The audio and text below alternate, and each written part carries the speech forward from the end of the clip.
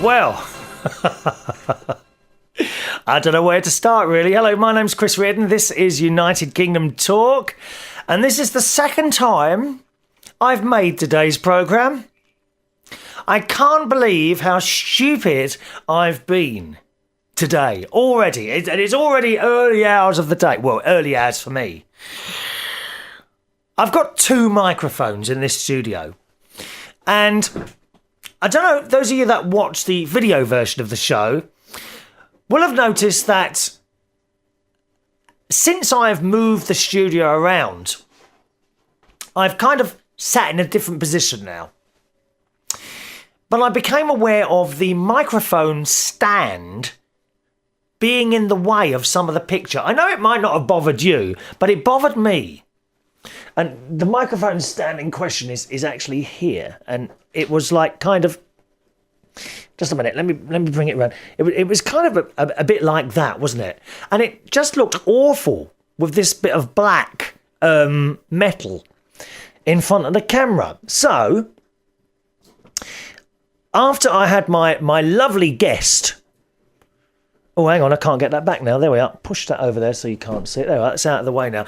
After I had my lovely guest, Nikki French, a couple of weeks ago, and of course, my gorgeous, stunning niece, Tracy, a week before that, I thought to myself, why don't I try and use the same microphone stand that I used for the guests for me? And so that's what I've got today. I've now put a little microphone stand on a table, which actually is also under two books because it's not high enough. Look, I've got you can't see the books now. You can, can't you? But if I put them down there, they're kind of hidden out of the way.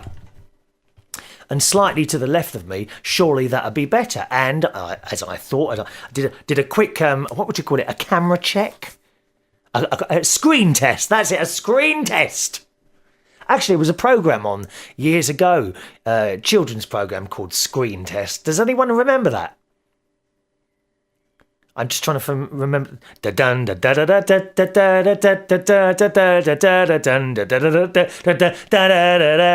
Boom, boom. Anyone remember that? Screen Test with a guy called Michael Rodd, who also went on to present Tomorrow's World. Anyone remember that? Anyway, so I've got a little microphone in front of me today, and I thought that'll look better. So I carried on, and I started the show, and I was chatting away, as I sometimes do. I'm not known for talking too much, I don't think, but I like to have a bit of a chat. Do you know, it's a bit hot in here. Can I just open the window? 1 second. I'm a bit warm. You'll hear the birds singing as well then, which is quite nice. I've already sat in here for an hour and a half already today, chatting to myself. And I looked over at my computer screens. I have two computer screens on the left, and also behind me, there is a couple of gadgets that are flashing lights. These tell me how loud the recording is happening.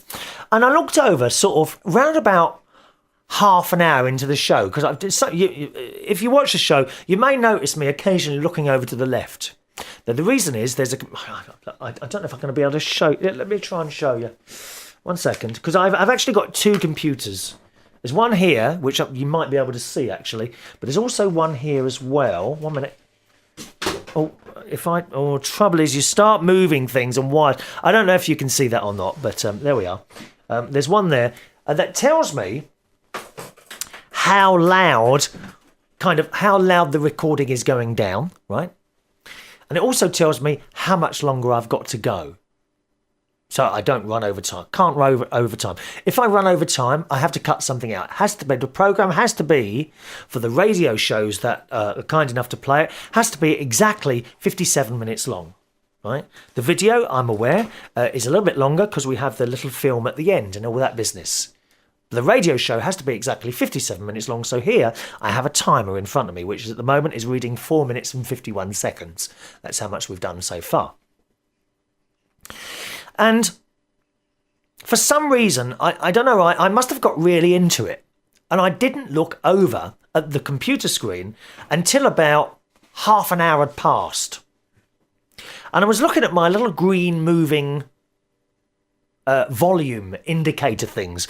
I call them, I know there are people technical people will say, why don't you just call it your levels? Ah, yes. Well, because people like Joy and Acton won't know what the hell I'm talking about. I have to explain it so that everyone understands.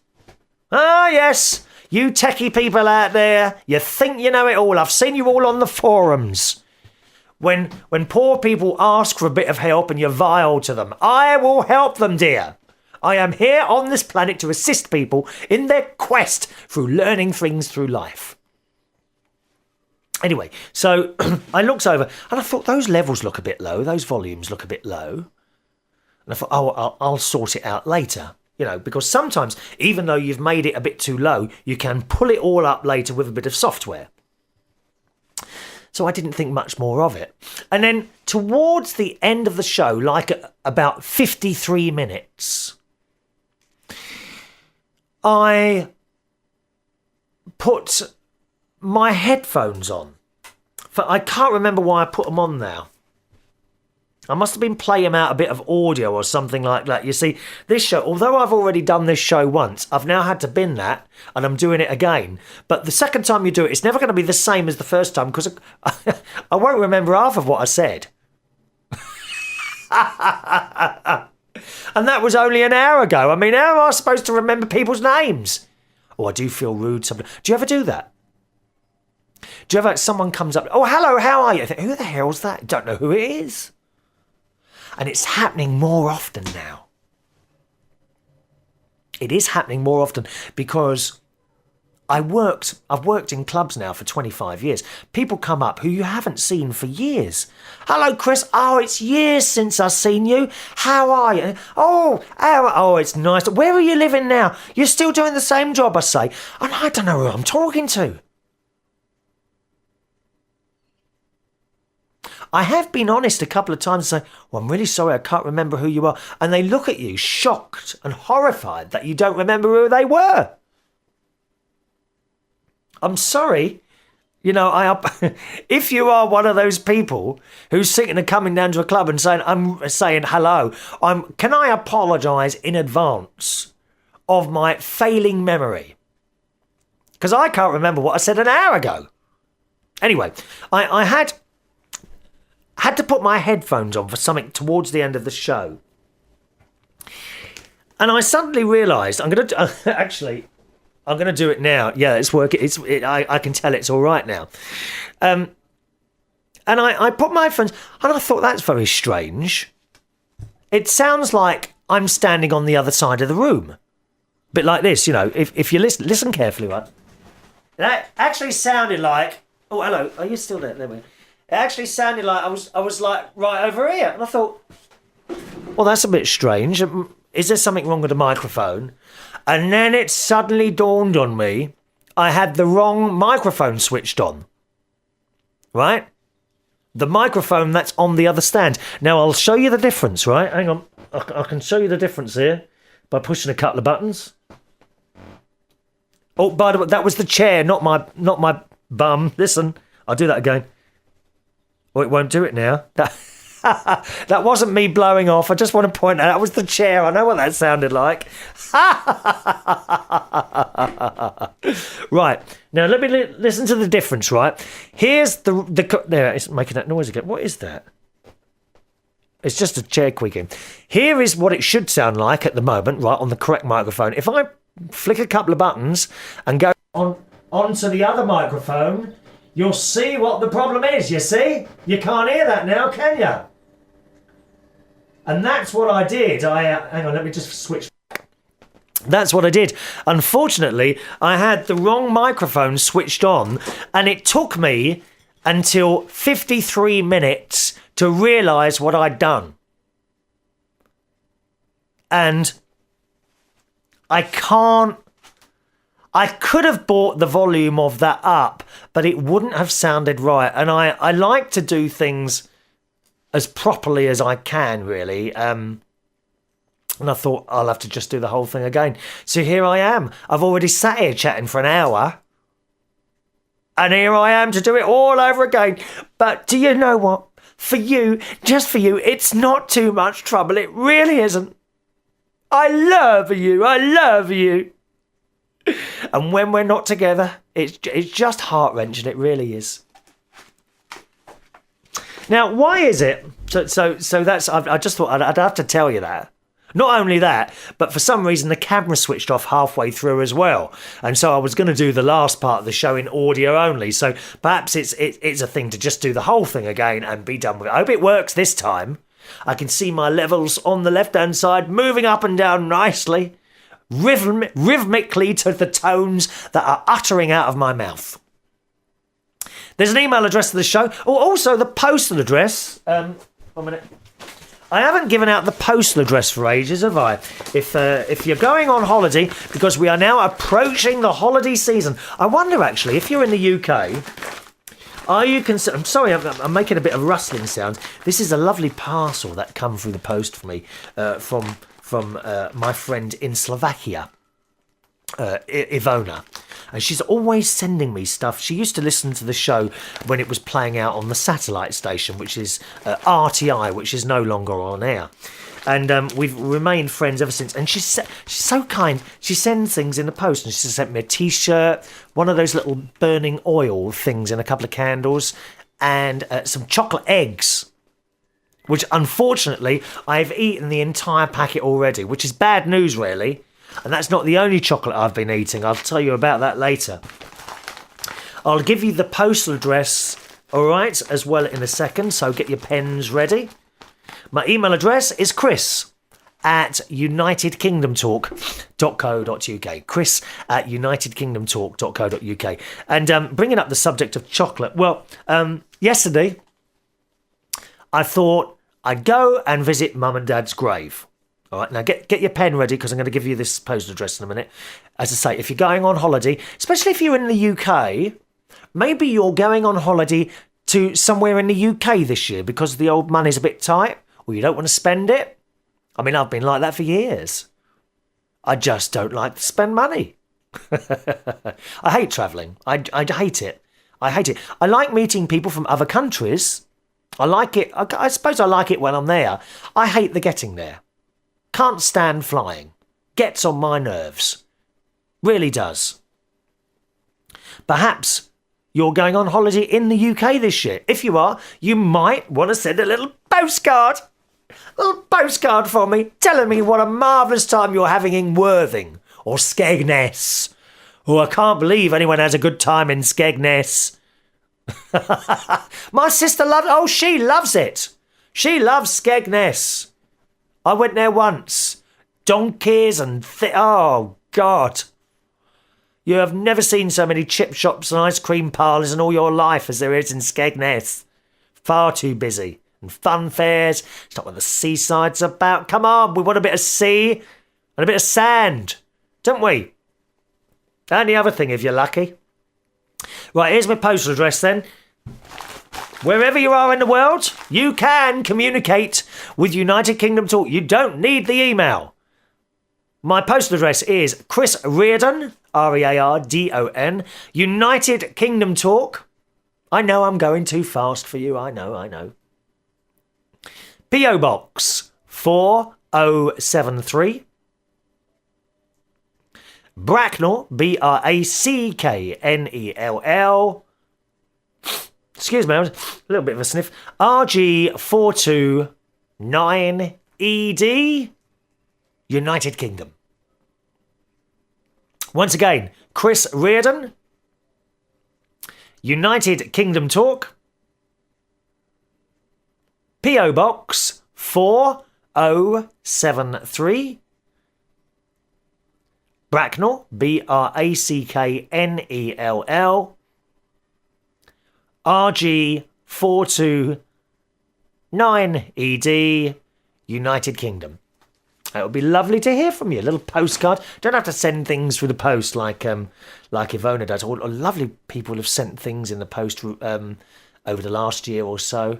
Suko sends stuff. Joe, American Talk USA, Kat and David on the Isle of Wight. It's so kind of you to send bits and pieces through the post. But, a letter is just as nice. A little letter. Or perhaps a postcard. Be nice. So anyway, talking of chocolate. Yesterday, I decided to myself, I'll go and do Mum and Dad's grave up tomorrow. Or, yeah, which is sort of the day after. 2 days ago I decided it. Last week I had already gone to the garden centre and got a few plants to put on the grave. Because, of course, when someone dies and they are buried, you choose what you want to do on the grave. I chose, or my sister and myself decided, that there would be earth on the grave so that we could do plants. Or specifically that I could do plants because she's too far away, so I do it all. If you haven't got time to do that, you can have little stones put on top. Coloured stones. I think my nan has got green stones on there, which I mean, when I was in the graveyard yesterday, I thought I must find my nan's grave because I haven't visited that for many years, and it's in the same cemetery, and I don't think it's too far away from Mum and Dad's grave. That's one of my nans. That's their graves are in Putney Vale Cemetery, which is just outside of Roehampton. And my other nan, she's in East London, in what's the name of the place now? Begins with L, I think. Oh, I can't remember. It might come to me later, but there we are. So I already had Busy Lizzie's, and I took 2 of my very own sunflowers that I've been growing from seed. They're so high now, I suppose about 6 inches high now, and they've got like 3 sets of leaves now, so time to plant them out, really. And I took some blue lobelia, which I had left over from doing the hanging baskets. But mainly they were Busy Lizzie's because that was my mum's favourite plant. She always had pink Busy Lizzie's growing on the windowsill in the kitchen. Always had pink Busy Lizzie's, Mum. So I put them in a bag together with my trowel. Now the trowel I've got, which I've had for years, actually is a bit broken. The wooden handle has kind of split or gone rotten or something. So there's only a bit of wood holding. So you have to kind of hold it carefully. Otherwise, you lose your grip. So I had that as well. And, of course, the watering can and the snail pellets. Now, I really don't like using insecticides and snail pellets and stuff like that. But, what are you supposed to do? Because these snails, if you're not there to pick them up every night round about 2 o'clock in the morning, they just eat everything, don't they? Most annoying. So I've done that. In the car I went. This would be about a quarter to 11 in the morning I left my house. Now, in front of... I didn't have breakfast this morning, I'll tell you why. Because in front of the cemetery is Asda. Asda is a large supermarket, and it's part of the Walmart group for the Americans, so you know. So, got in my car. I managed to avoid some traffic, actually, at the end of the M3.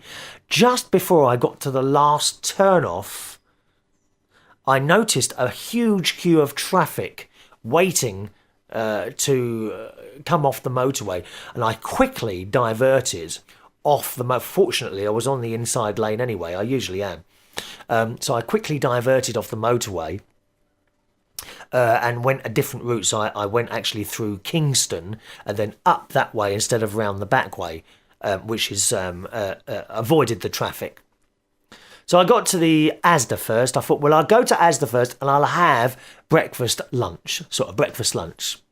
I looked at the clock and it was 20 to 12 and I thought, well, that's handy. I'll just miss the lunch rush hour. So I went into Asda. First of all, I was greeted by a very, very smartly dressed gentleman. Grey hair. He looked like he was about 70. Really smart. Smiled at me as I approached. Good morning, sir. Would you like a basket? And tried to hand me a basket. I said, well, thanks ever so much. I'm going to have something to eat first and then I'll go and do my shopping. Right you are, sir. And off I went. And I thought, how nice. And he was nice and he was polite and he was so smartly dressed. I had a pair of black trousers on, a pair of shoes. I mean, when do you see people with shoes on now? They've all got, same as myself, I'll be honest, always got trainers on. And they'd been polished. I had a good look at him. Put polished shoes. And he had a very smart, bright blue jacket on, a shirt and a tie. He was the smartest person I have ever been met at a door. Even smarter. You know, I've been in Harrods only a couple of times. And the doormen there are very smart. But to me, he looked smarter than they did. Nice, clean cut and everything.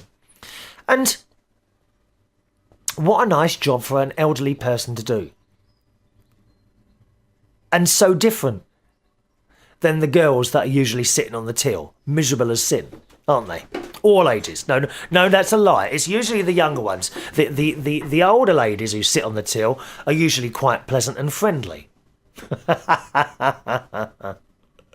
Well, they are. You come on. You know I'm right. If we've got any young ladies listening or watching the show today, come on, go down the supermarket and you see what I mean. It's a job for them to get them to serve you. They don't want to be there.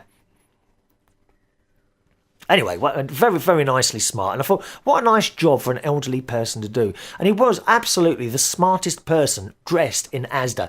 I did spot some management because I like people watching. Do you? I love people watching. I could see a few members of management walking around in their suits and ties, and they looked smart, but he looked smarter. And I find it amazing in the economic climate we're in now that Asda would want to pay for such a person to stand there, smile, and give out baskets. But let me tell you, it works. It made my shopping experience at Asda that much better.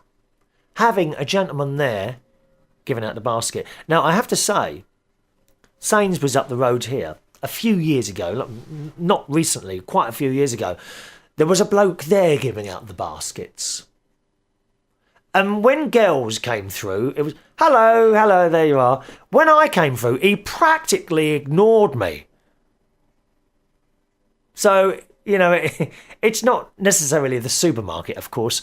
It's the person who's doing the job. This bloke spoke to everyone the same. And what a nice thing to walk into a supermarket, have someone smiling and say, hello, sir, can I give you a basket? That's just nice.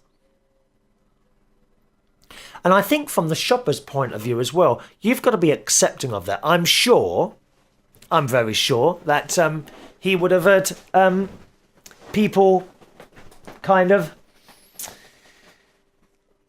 sneer at him as he offered them a basket. There would be those sorts as well, wouldn't there? And again, young ladies automatically assuming that he was trying to chat them up, which he wasn't.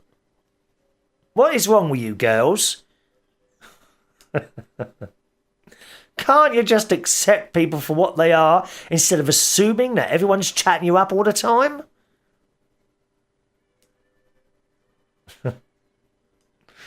Anyway, so I carried on through to the restaurant department.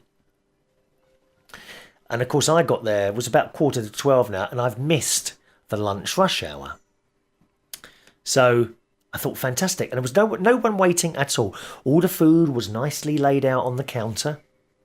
And it had all only been there, clearly, for not very long at all, maybe 15 minutes, if that. You know, sometimes you go into these restaurants around about, 2 or 3 o'clock in the afternoon, and the food looks a bit dry, doesn't it? Where it's been sitting under those hot lamps. Anyway, this all looked very nice. And I got my tray. It's all self-service, you see. I got my tray, and the girl came over. I'm sorry, ladies, it's a stereotypical girl in a supermarket, miserable as sin. She had blonde hair, she was about 25, short blonde hair, and I think she was Polish. She looked Polish and she spoke with foreign tongue. Yes? Oh, could I have some of that lovely lasagna, please? Yes. Gets out the scoop and starts doing it. I said, looks ever so nice. Has that not been out here long? No. Okay. I said, I'm glad I've avoided the queues. You get really busy in a minute, don't you? Yeah. All right. Can I have chips and beans as well, please? Never said a word. Got her thing. And I mean, Christ almighty. I mean, she'd only just started the job. She can't have been there much longer than what I got in there, could she? And she hadn't even had the mad rush yet. God knows what she's like at 3 o'clock in the afternoon. Got to the till. And can I have tea, please? Yeah. Gives you a cup. The tea is self-service. You just get given a cup and then you go and help yourself, you see. That's it. And that was it. And I had lasagna, baked beans and chips, cup of tea, £4.65. I'm very happy with that. And it was lovely. I sat there. See, I took my plate over to the table and I sat there and I started doing people watching. Do you ever do that? Watching people, what they're doing. And kind of wondering what sort of lives they lead. I love it. Just sitting there watching people. As I sat down, a large group of youngish people between the ages of 20 and 35, I would say. And they were... now, what is the word for this? Mentally disabled? I don't know if that's the correct word. Yeah, it's possibly not a very nice term to use.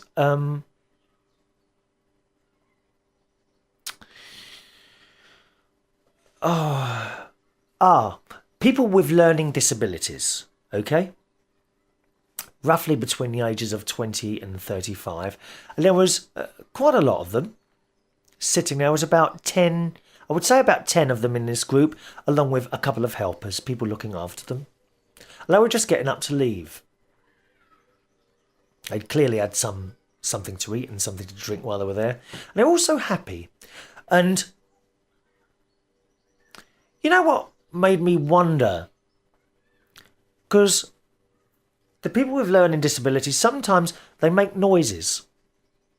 I know that sometimes I sit here and make noises, but that's like a comedy thing, you know, and all that business.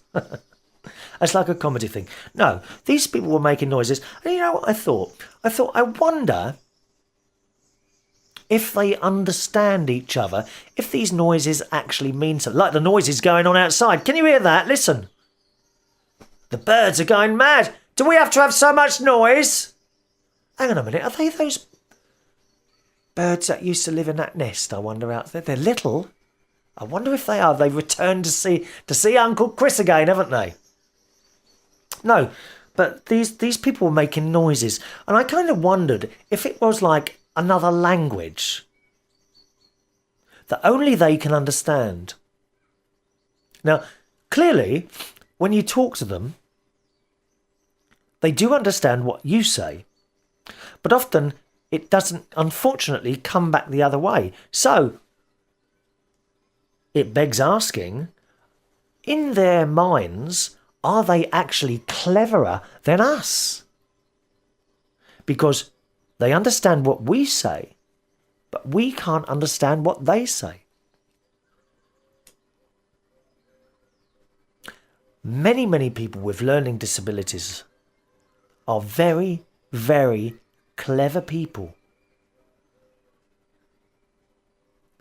There is a friend of mine, and I'm not going to say who it is, boy or girl, who has a specific condition where they cannot get across always what they want to get across. But when you communicate, it is clear that this particular person is actually quite clever. Sometimes things in the mind are jumbled up. And that's the problem. It's a communication problem. Can't get the information out. Seems to be able to get all the information in, but can't get it back out again. Actually, I think most of these people are very clever. Possibly cleverer than you or I. I've never considered myself clever. Never. No. Didn't do too well at school. I got a physics and English O level. That was it. It's not an awful lot. I wasn't very academic at all. I find it very difficult to learn from books. I'm sorry about the noise, but I've just realised because I've overrun with the show on the recording side of things. The children are out playing. So I'll have to close that window again. Well, because that's probably putting you off. 1 second. Can you hear them playing in this playground? There we are. That's better.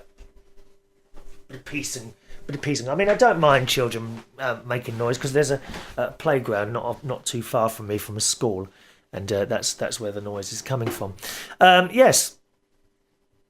So is it like a language? These noises that they were making. Some of them were like animal noises, like a dog whimpering.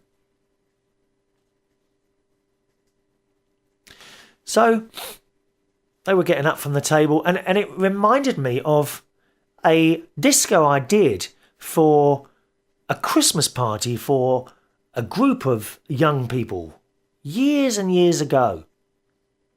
Must be going back 20 years now, in an institution in Roehampton.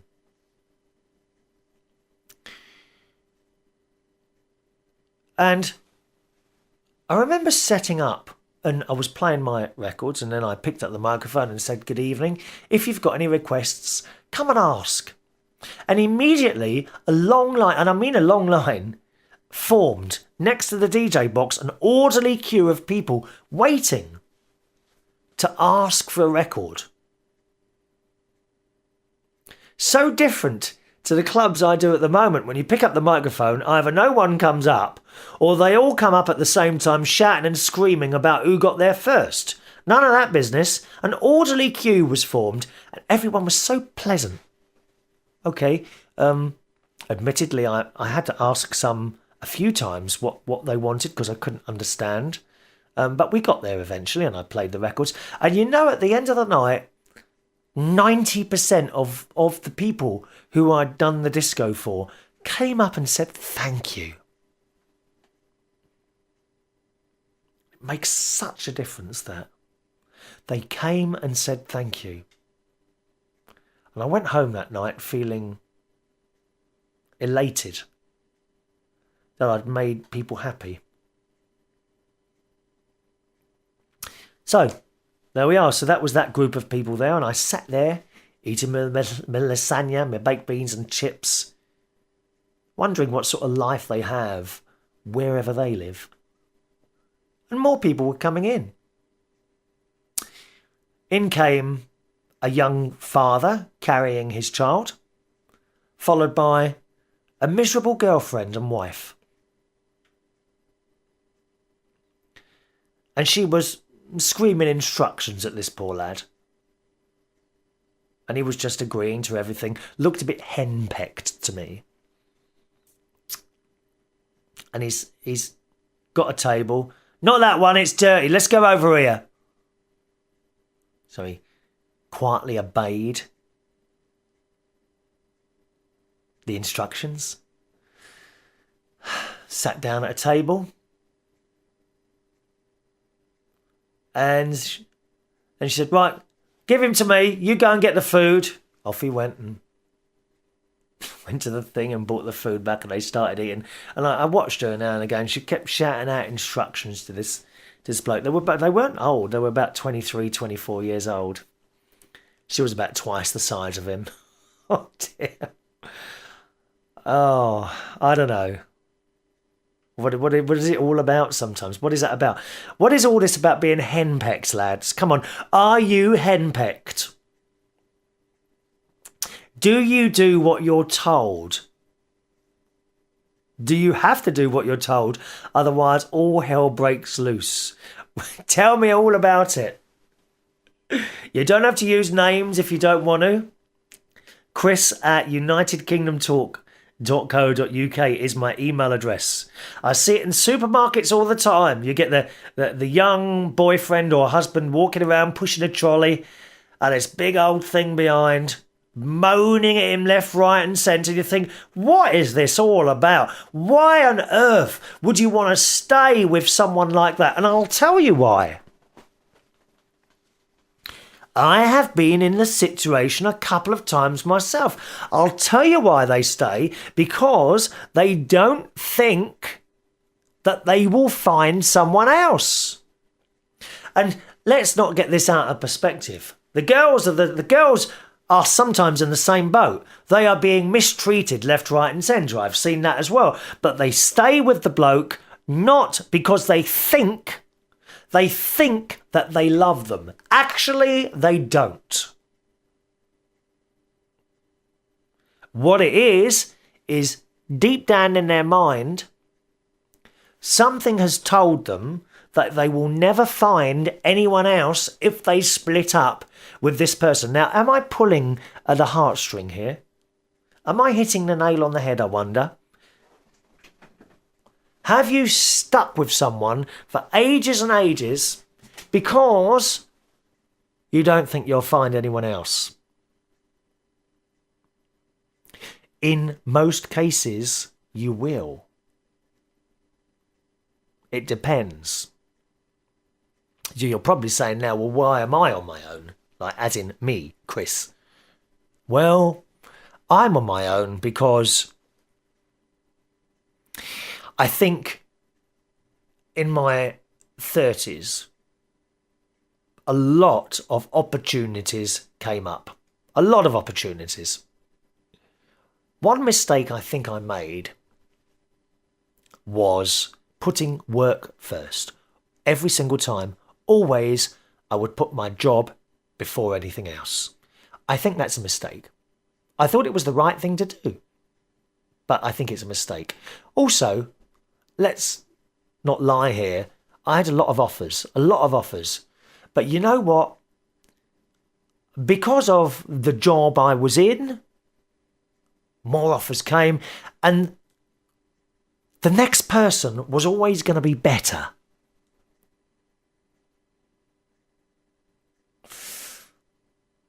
And that's how I was. Got through loads of relationships, some of them only asking a few days, because someone was always better. And I think that's what went wrong for me. That's why I'm still on my own now. But for most people, others come along.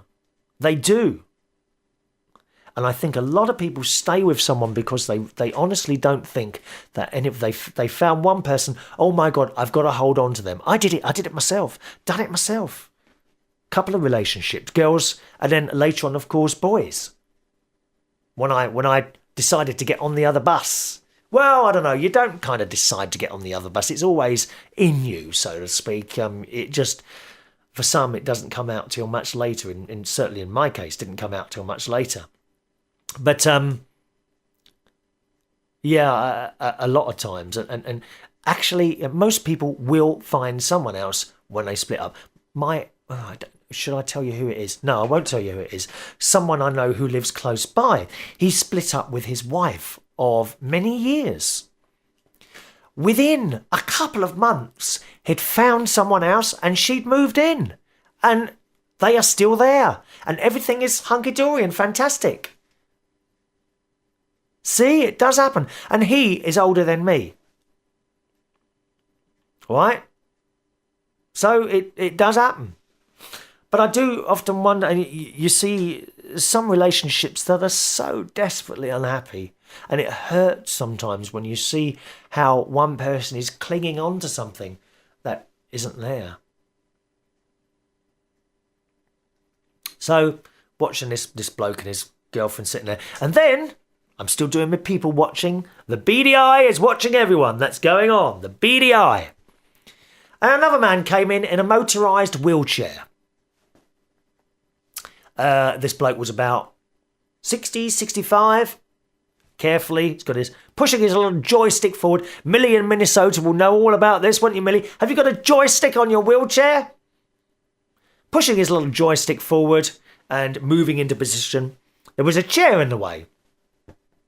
And he tried to move this chair away. Quick as a flash, this young lad who was with his child and girlfriend quickly got up and moved the chair for this man, who thanked him. He seemed to be on his own, this bloke. And then a bloke parked up his wheelchair next to the chair and the table, put the brake on, and then with his 2 hands eased himself out of the chair. I don't know if he could walk or not, because his legs were then taking the weight of him. So I don't know what was wrong with him, but nevertheless, doesn't matter. Eased himself into the chair by the table, and there he was sitting. I thought, well, how's he going to get his food? And then he kind of looked over and waved. And then I saw probably his wife, his elderly wife, and she was getting the food as well. And she waved back to see where he was sitting, I suppose. And then she paid for her stuff and brought back, and they sat down quietly eating their meal. And they looked lovely together. So that was that. And then who else? Some young people came in and they bought the obligatory can of fizzy drink and sandwich, sat down and were quite noisy at the table, which is fine, no problem. And gradually, of course, it's now gone 12 o'clock in this restaurant, and there's a big queue has built up now, so I was quite pleased about missing the queue. So that was it, really. Had my meal in there, enjoyed watching people, wondering about their lives, what their lives are like at home. And then I went to do some shopping. That man was there. Enjoy your meal, sir. Yes, thanks very much. He said, and he held out a basket. Thanks a lot. And I went and did my shopping. Same man, the smart elderly man. Got some strawberries, I think, and what did I get? Strawberries, grapes, some flowers for the grave, some, cut flowers for the grave, and a few other bits and pieces. I went to the self-service checkout. I'm quite good at that now, self-service checkouts. Oh, incidentally, I've got one of my new shirts on today. I've bought lots of shirts from eBay. This is a Ben Sherman. If I describe those of you listening, grey and red lines going crisscross across it. Not bad, is it, for £8? We don't spend money on clothes, I told you that. And there's lots more coming. Lots more lovely little shirts coming. I've got enough. There's about 10 coming altogether. Done well there. 10 shirts for 80 quid, approximately. Where can you do that, eh? I shall be wearing them all over the coming weeks. Don't worry, because I've got a bit fed up wearing the same old ones. I've had them for years. Those shirts I've been wearing for the show, I have had those shirts about 8 years, no lie. But they're still good. They still look all right, don't they? So, done my shopping, got back into the car, drove to the grave. That sounds funny. Why does that sound funny? Drove to the grave. Sounds like the name of a film, doesn't it? Drove to the grave. Parked up and got out of the car.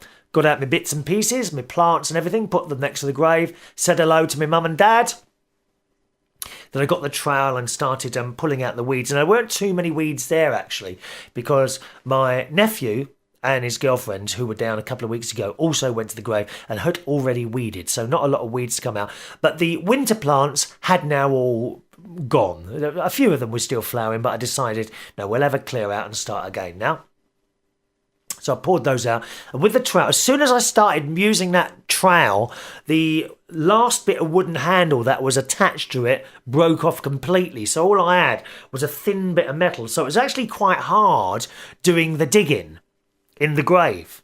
Now, obviously, you don't really want to take a spade in or anything like that, because there's always the danger in a grave that you're going to go down too low. Oh my God, can you imagine that?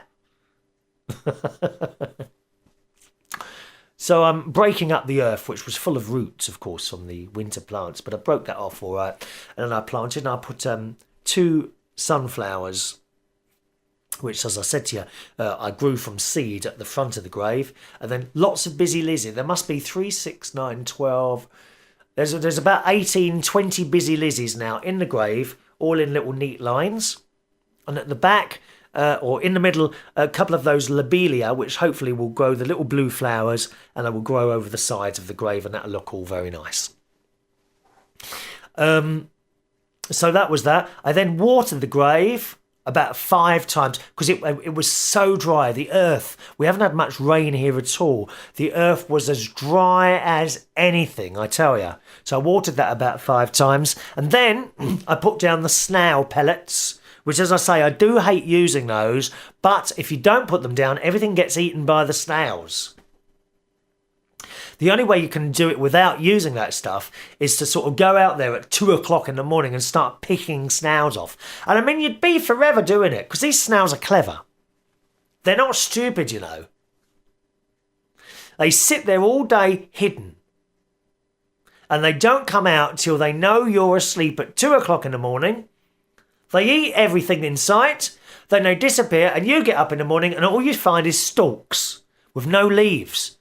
And you're thinking, who's eating those? Because there's no snails to be sitting there. You think they're slow. They're not slow at all. They're only slow when you're looking at them.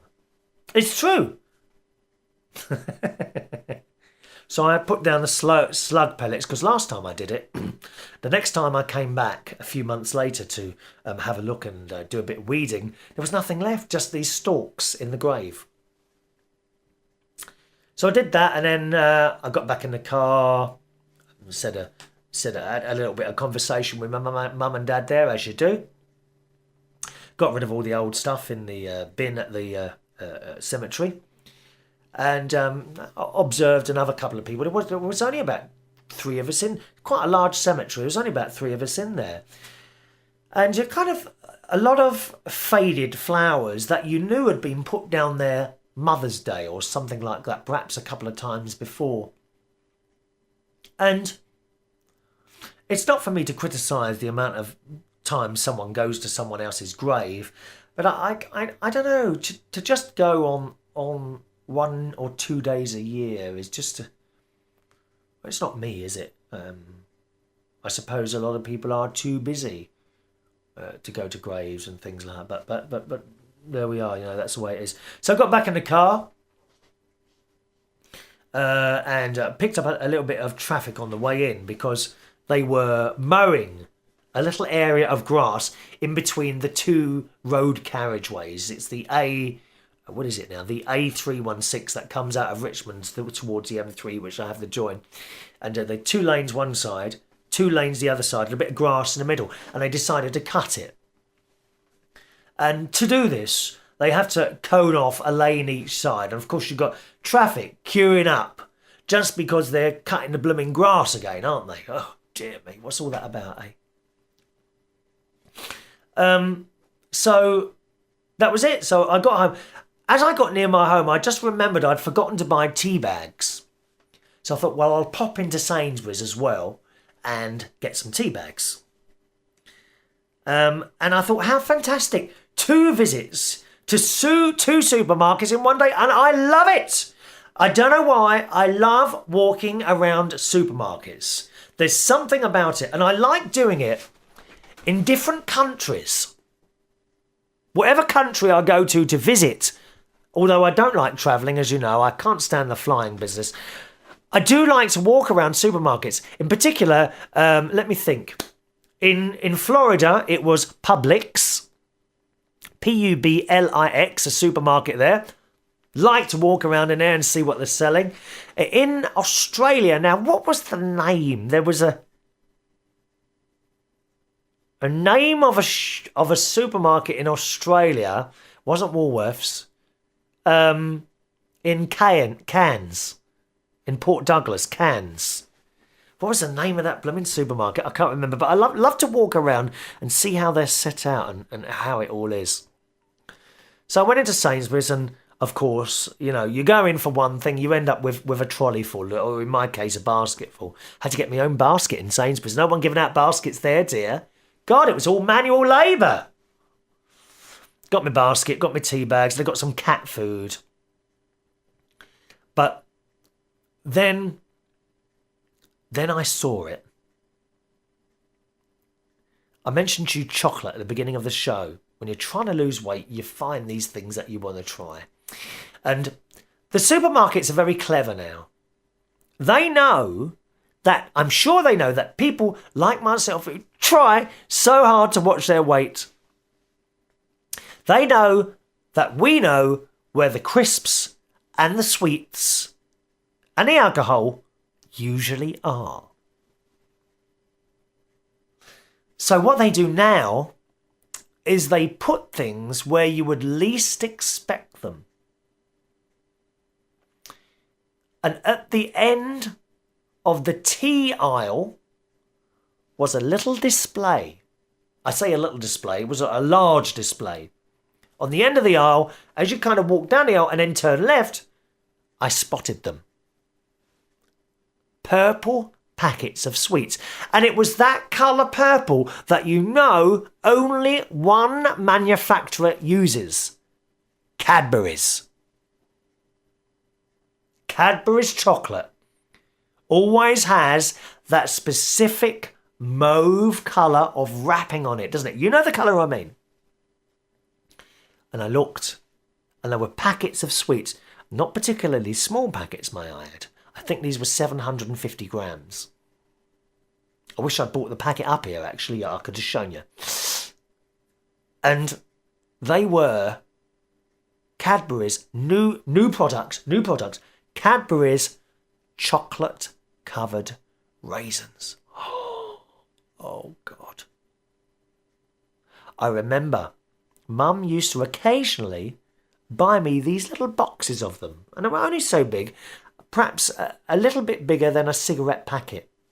And you would have a little box of they weren't Cadbury's, they were, chocolate raisins. Who made, I can't remember who made them now. They're in nice little boxes, a little box of them. About big as a cigarette box, as I say. These were huge packets. Great big bags of things they were. And I thought, oh, go on then, just the one bag. So I put them in my basket, intending to walk off immediately. But I then spotted other things on there. They had these sort of chocolate-covered crunch things. I don't know what they were exactly called, but crunch things. I thought, no. And then they had giant milk buttons, giant dairy milk buttons. I thought, they look nice. But I thought, no,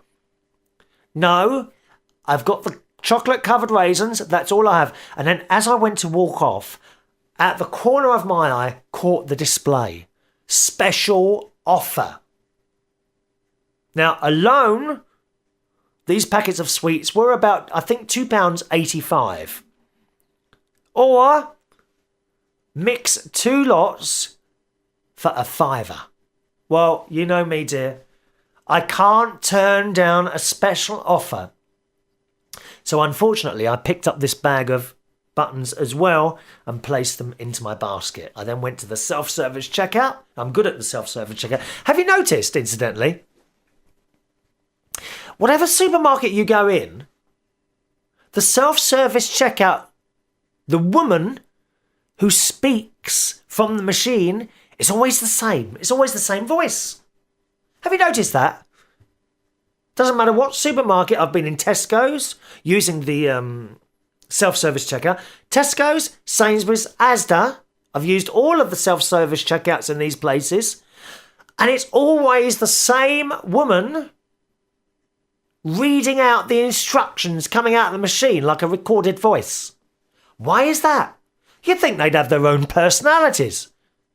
And we could take this a stage further, couldn't we? All over the country, you could have different regional accents doing the bit where she says, there is an undisclosed item in the bagging area. Please remove this item and try again. I mean, I wouldn't be so kind if it was me doing it. I'd say, oi, stop trying to nick something. Put it back through the scanner. But it is the same woman. You know what I'm going to have to do? I think I might.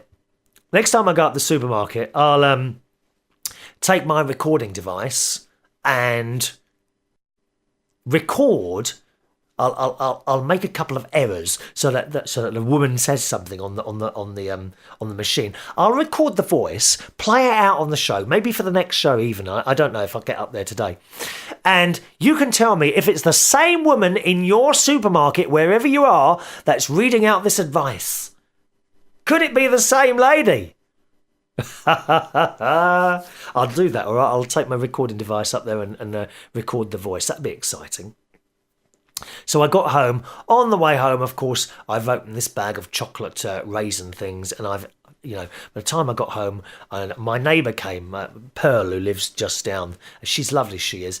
And I pulled up as I was getting towards my house. I said, "Here, look what I've found," and I held them. She said, "Chocolate raisins." She says, "I know." She said, "They're my favourite." I said, "Go on then." So she took a hand, not too many. She took a handful out and had some. Then I got back at home and I made a cup of tea, and I had the rest of them. I'm afraid, the entire bag. Not only that, but I went to sleep in the afternoon, got up, had my dinner, and then for pudding, guess what I had? The bag of Cadbury's milk buttons, the giant milk buttons as well. So I'm not pleased with myself. Not only that, but I'd forgotten to open my post, and there was a padded envelope in my bin cupboard. I have a little cupboard. If it won't go through the letterbox, I have a little cupboard and I put things in there. And I opened it, and my dear sister has sent me 10 milk chocolate marshmallows. Well, no, she hasn't sent me 10 actually, because she sent 2 boxes, which is, you know, and you're trying to lose weight and these things just come from the box post and they're not, I haven't even paid for them. What am I supposed to do? Throw them away? Of course I can't throw them away. Don't be so stupid. You can't throw them away. You've got to eat them. I'm not that ungrateful. So thank you very, very much to my sister for sending these. I am grateful, but I kind of wish you hadn't. Oh my Lord, look at the time. It's nearly time to go. We haven't even done any emails today. As always, that was my day. When you're trying to give up food, certain foods, you just can't do it, can you? Do email me. It's chris@unitedkingdomtalk.co.uk. chris@unitedkingdomtalk.co.uk.